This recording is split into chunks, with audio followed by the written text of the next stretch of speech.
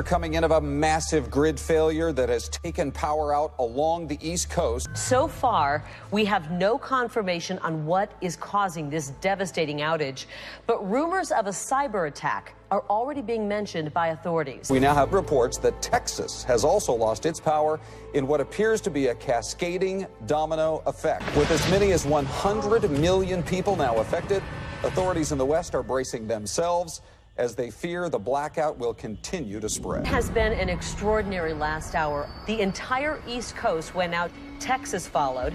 Officials confirmed a cyber attack is the most likely cause behind this catastrophic failure. Forgive me, I'm being told right now that Los Angeles, Las Vegas, and San Francisco, they have all gone out as well. It's looking like a total power outage across the entire country. A colossal and history-making blackout, the likes of which we have never seen before.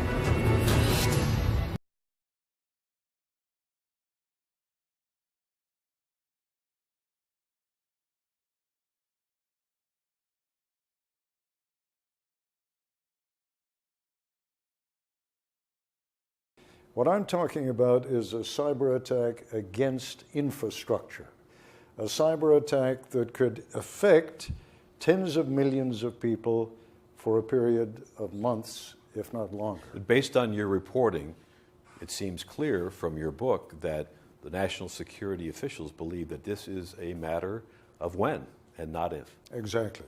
In fact, that's a line that a man I came to know when I was embedded with the U.S. forces during the invasion of Iraq. He is now the commander of CENTCOM, four-star general Lloyd Austin, who said exactly that. It's not a question of if, it's only a question of when.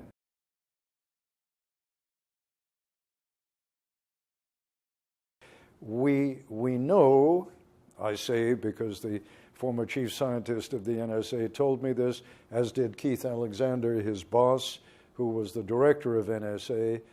We know that the Russians are in the grid. We know that the Chinese are in the grid.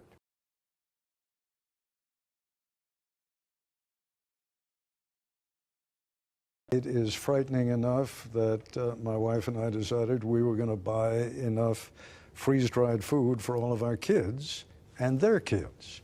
In his book, Lights Out, veteran journalist Ted Koppel paints a grim picture of a paralyzing power outage in the form of an all-out cyber attack on the nation's electrical grid. Who are the potential perpetrators here? Who do we have to fear the most? Is it Russia, China, Iran, terrorists, individual actors? All those. The interesting thing, Chip, is the ones who are most capable are the ones least likely to do it. There are some experts who say they're already in. Oh, they are in. They are in. There is no question about it. They're into our grid. They are already in the grid. I was told that by the former chief scientist of NSA. He stated categorically the Russians are in, the Chinese are in. The Iranians may be on the verge of getting in. And then at the bottom of the capability scale are folks like ISIS, terrorist groups.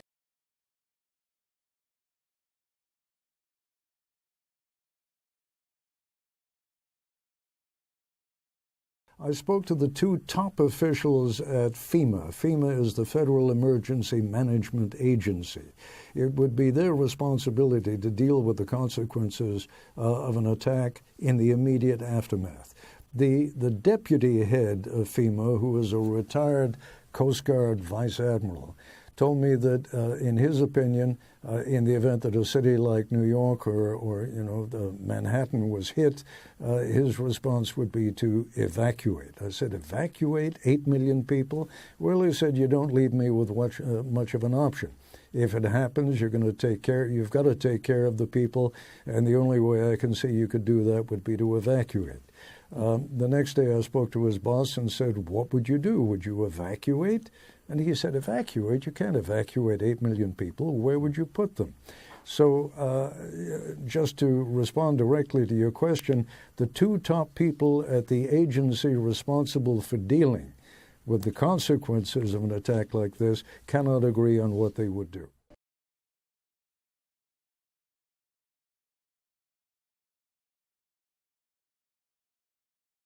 So we turned to Paul Stockton, a former Defense Department official whose duties included cybersecurity.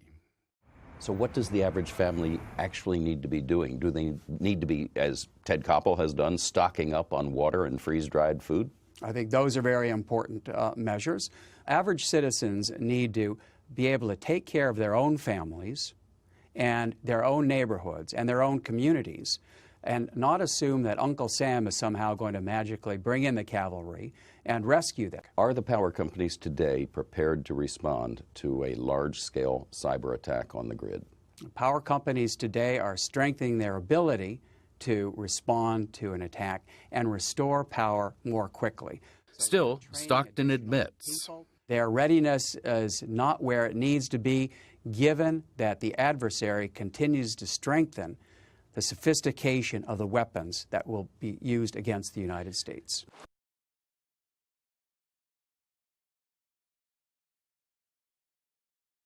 But to have an extra supply of food and water, to be able to take care of your family and to know that you're not dependent upon government sort of running to the rescue, I think that can actually be quite healthy. Well, having written the book, I should ask you directly, how prepared are you now? Not as prepared as I should be, but I have bought some freeze-dried food for the family, for myself and my wife and our children and our grandchildren. We do have a water supply, and we do have backup generators. Is that going to be sufficient? I don't know. I hope never to find out, but I fear that I may.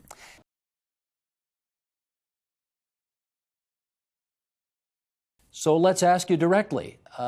Given what you now know about this subject, over the next 10 years, what would you put the likelihood at that something like this will happen? Well, if I didn't think that it was likely, I wouldn't have written the book in the first place.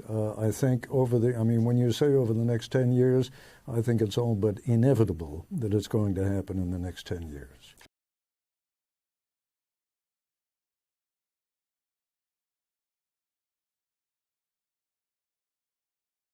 You're talking about a community of, 8 million people? The food in a place like Manhattan would run out in a couple of days. New York State has several million MREs, meals ready to eat. But when you take several million and you divide it by 8 million, you're talking about maybe a 2 or 3 day food supply. What happens on day 4?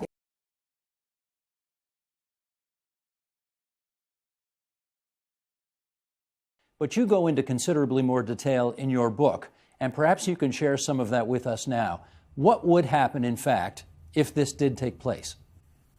Well, once you're without electricity, you are without the capability of, particularly if you live in an urban center, you're without the capability of heating or cooling your home. The water supply is going to stop in the sense that it requires pumps which are powered by electricity to get that water into the various apartment buildings, into the flats throughout the city. The worst part about that is not merely the fact that there wouldn't be enough drinking water available, but also the fact that you don't have the capability of disposing of human waste. Within the matter of just a few days, that becomes a major crisis.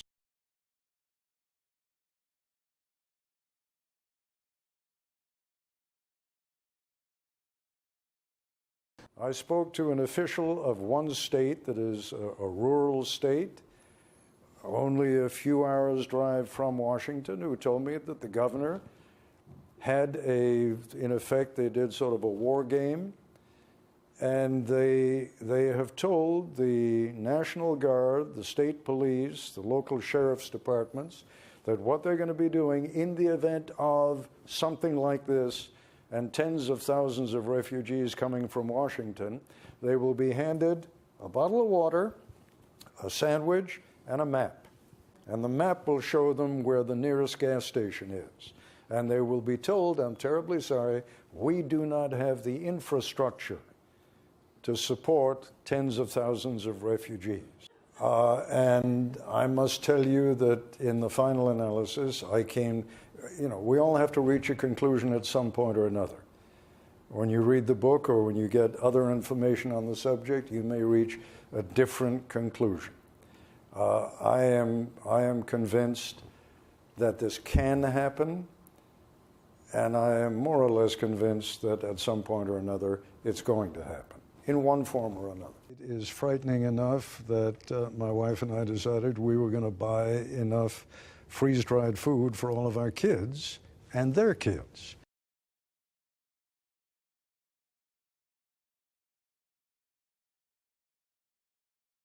Well, a serious warning from top national security experts. They say an electromagnetic pulse attack, also known as an EMP, could be devastating. It could easily damage the country's critical infrastructure, especially the electrical grid. Peter Vincent Pride, the executive director of the Electro-Magnetic Pulse Task Force and Advisory Board on National and Homeland Security, is joining us now. He just wrote a piece in the Wall Street Journal documenting the threat to melt the electric grid, which is enough to get our attention. Dr. Pride, nice to have you on the program.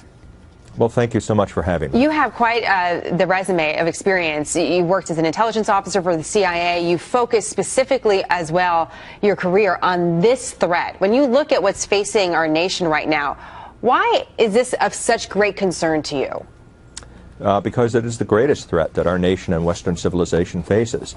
You know, it was deeply classified throughout most of the Cold War, and only after the EMP Commission reports declassified much of the information about EMP did it become publicly known. And so it is one of the least understood threats, and yet the greatest threat that we face. You know, because if a terrorist organization or North Korea or Iran detonated just a single nuclear weapon at high altitude over the United States, you know, it would destroy the electric grid and our critical infrastructures and put at risk the lives of up to 90% of the American people. You know, we all depend directly or indirectly. We all live directly or indirectly off of electricity. We're an electronic civilization. And it's also a threat from nature, you know, because there is such a thing as a geomagnetic superstorm. They've happened in the past in 1859 and 1921, and they're inevitable. It's going to happen again someday. There was a NASA report in last year that said that that we just barely missed by 3 days being hit by a geomagnetic superstorm back in 2012. And when that happens, it could take out electric grids and the critical infrastructures that support life.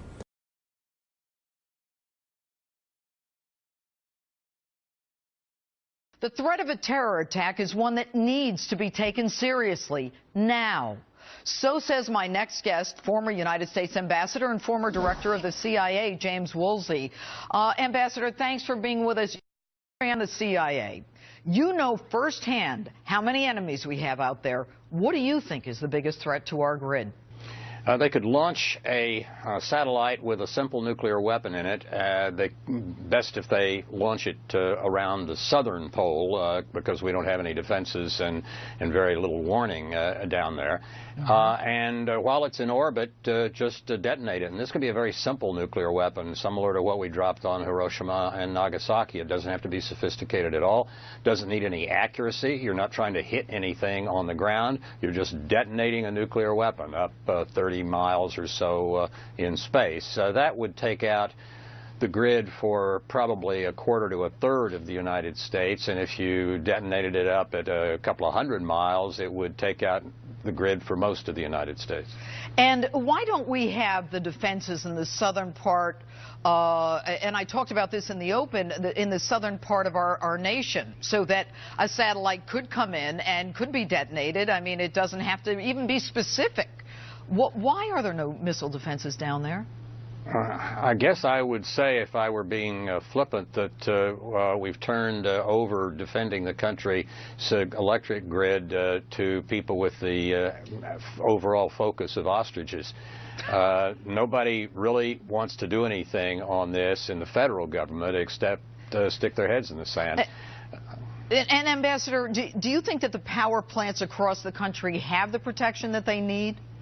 No, absolutely not. Nuclear power plants, particularly if hit by an electromagnetic pulse, would melt down before too long, and you'd have disasters emanating from the nuclear power plants as well as from a lot of other sources. If you take out, by taking down the grid, if you take out the electrical system everything else goes down too. We have 18 critical infrastructures in the country, and 17 of them depend on electricity. So you lose your communication system, you lose transportation, you lose your bank teller system for getting money. Nothing works. And you were the head of the CIA. Our enemies know all this, correct?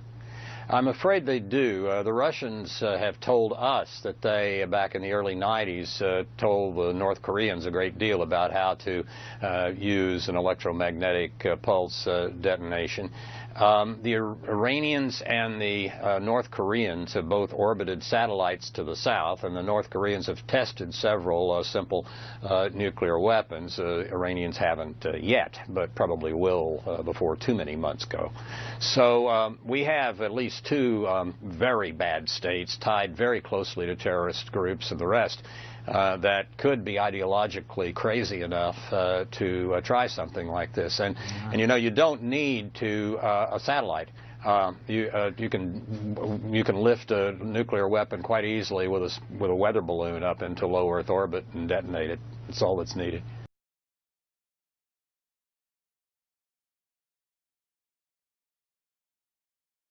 For the past few months now, the nation's top military, intelligence, and law enforcement officials have been warning Congress and the country about a coming cyber attack against critical infrastructure in the United States that could affect everything from the heat in your home to the money in your bank account.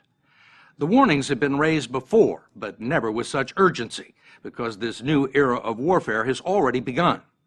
The first attack, using a computer virus called Stuxnet, was launched several years ago against an Iranian nuclear facility, almost certainly with some U.S. involvement.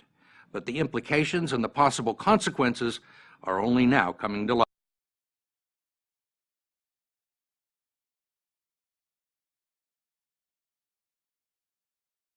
And then, one day in 2009, without a bomb being dropped or troops on the ground, the plant in Iran was dealt a blow. The agent of destruction? A computer virus, codenamed Stuxnet. And it turned out to be the largest act of cyber sabotage in world history. If you were in that room, you would literally die. You would not want to be in that room when this happened. Eric Chen is a computer virus expert who's been analyzing cyber threats for the last 15 years. He's one of the few people on the planet qualified to discern what actually happened. How big a deal is Stuxnet? I don't think there's ever been anything bigger. You know, the closest thing that's been bigger is maybe the advent of the internet. Chen works for Symantec in Los Angeles. It's one of the largest information security providers in the world. The company's team was instrumental in cracking Stuxnet, and what they learned will change the way countries approach warfare in the future. Stuxnet has basically demonstrated to the world that it's possible to take computer code and cause physical real-world damage. Stuxnet crossed over from the virtual world to the real one. The operation was so sophisticated, Chen and his team estimated it took more than 20 high-level programmers with inside knowledge of the plant at Natanz. This is not two hackers in a basement in Kansas somewhere. When we know from the code and the sophistication and the amount of effort that needed to go into it, it had to have the resources at the level of a nation state. And in fact, the New York Times reported in January that Stuxnet was likely a joint project between the Americans and the Israelis. It's not a particularly shocking conclusion, considering that Israel has made little secret of its willingness to attack Iranian nuclear facilities by conventional military means. Stuxnet may have given them the opportunity they've been waiting for, without having to even fire a shot. But if it was them, they're not talking. The Israeli government did not respond to our request for comment on who created Stuxnet. We didn't have much more luck with the U.S., but U.S. involvement in Stuxnet may have been cagily winked at, like when President Obama's representative on weapons of mass destruction spoke at a conference on Iran back in December. I'm glad to hear they're having problems with their centrifuge machines, and I think that the U.S. and its allies are doing everything we can to try to make sure that we complicate matters for them. Such as launching a cyber attack against critical infrastructure here in the United States. Until last fall, Sean McGurk was in charge of protecting it as head of cyber defense at the Department of Homeland Security. He believes that Stuxnet has given countries like Russia and China not to mention terrorist groups and gangs of cyber criminals for hire, a textbook on how to attack key U.S. installations. You can download the actual source code of Stuxnet now, and you can repurpose it and repackage it and then point it back towards wherever it came from. Sounds a little bit like Pandora's box. Yes. Whoever launched this attack, they opened up the box, they demonstrated the capability, they showed the ability and the desire to do so, and it's not something that can be put back. if somebody in the government had come to you and said, look, we're thinking about doing this, what do you think? What would you have told them? I would have strongly cautioned them against it because of the unintended consequences of releasing such a code. Meaning that other people could use it against you? Yes. Or use their own version of the code? Something similar. Son of Stuxnet, if you will. As a result, what was once abstract theory has now become a distinct possibility. If you can do this to a uranium enrichment plant, why couldn't you do it to a nuclear power reactor in the United States or an electric company? You could do that to those facilities. It's not easy. It's a difficult task, and that's why Stuxnet was so sophisticated, but it could be done. You don't need many billions, you just need a couple of millions.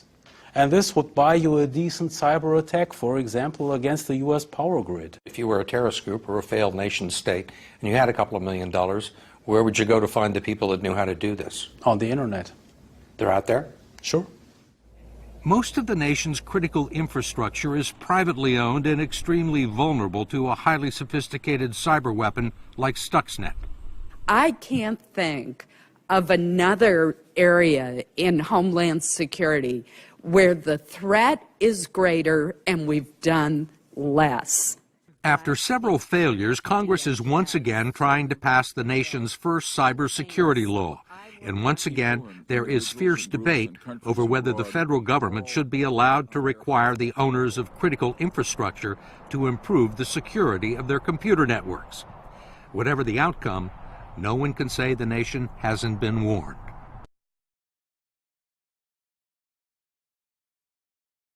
Cyber attack scenarios against critical infrastructure have been a concern for the Department of Homeland Security, at least since 2007, when the agency commissioned an experiment called Aurora. The question experts wanted to answer was a simple one.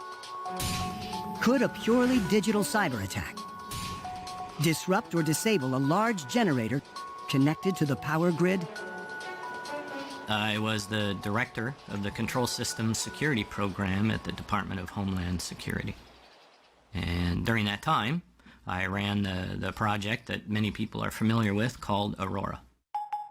A team of electrical engineers brought a 27-ton heavy-duty diesel generator to a specially built testing facility at the Idaho National Lab.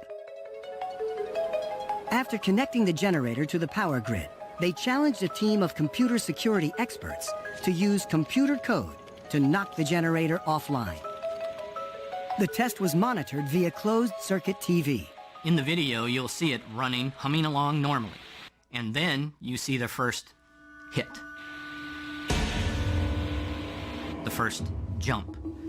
You see the generator shudder. The jump occurred almost immediately after the attackers sent the first packet of malicious computer code.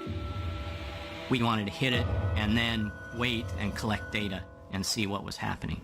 And then hit it again, collect some data, and kind of watch the progression of the damage to the generator.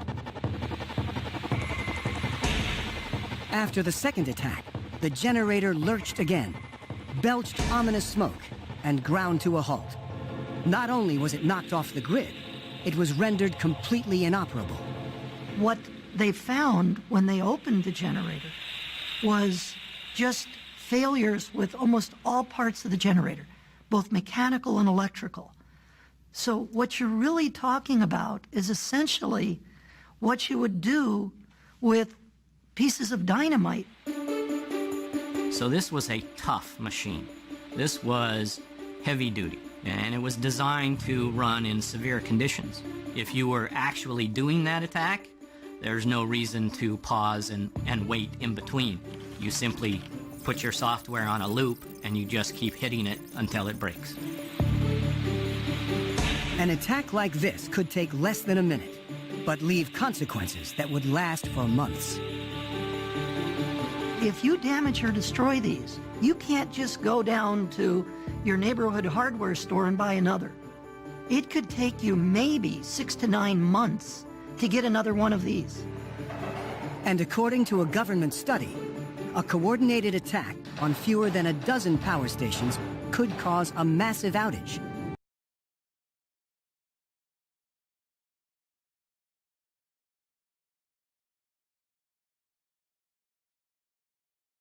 And an update on a story we brought you yesterday. A top former energy official claims an attack on an American power grid was terrorism. One or more snipers opened fire in April, knocking out 17 transformers that send power to California's Silicon Valley. Officials moved the flow of electricity to another site to stop a blackout, but the man who chaired the Federal Energy Regulatory Commission at the time tells CBS News it could be an omen for a future attack. We have risks on physical security that were evidenced by this attack that have not yet been addressed, that need to be addressed, in my opinion, immediately. Let's take a look at the U.S. Right, so let's start with the domestic threat, Brian. Here we have the United States. Just looking at this calendar year, first 9 months, the black states are where we have intercepted, picked up ISIS terrorists. And the really disturbing thing is that's January to September. Let's just add up to November. We've got 4 more states, including places like Kentucky, Ohio, where we're arresting ISIS terrorists here. What I find astounding is we think Orlando was the last hit. We think that San Bernardino was one of the first recently. But you're saying these have all been avoided because our guys and our men and women have been picking it up. Yeah, let's look at the gross numbers. Since the caliphate was declared just 2.5 years ago from Mosul, we have killed or arrested 124 ISIS terrorists here in America. Not 24, not 34, 124. And as you can see, it's distributed.